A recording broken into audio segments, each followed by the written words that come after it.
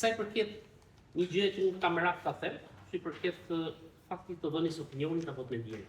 Unë personalisht i cili vendos vetë se si do sillen në këtë proces, unë personalisht kam vendosur që mos baj krah apo mos shprehem në lidhje me opinionin tim personal, sepse jam kryetari i Bashkisë së Rrimit. Në momentin që kryetari i Bashkisë së Rrimit jep një opinion, patjetër që shumica apo një pjesë e mirë e komunitetit do mbajë të qëndrim.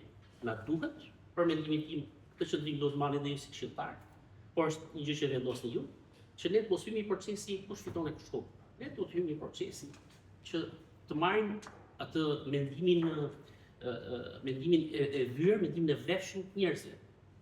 Në fundit, i interesi i jonë përbashkët është që komuniteti të fitojë. Nuk bëhet fjalë për kryetar bashkie apo për një këshill bashkëtor, bëhet fjalë për një komunitet.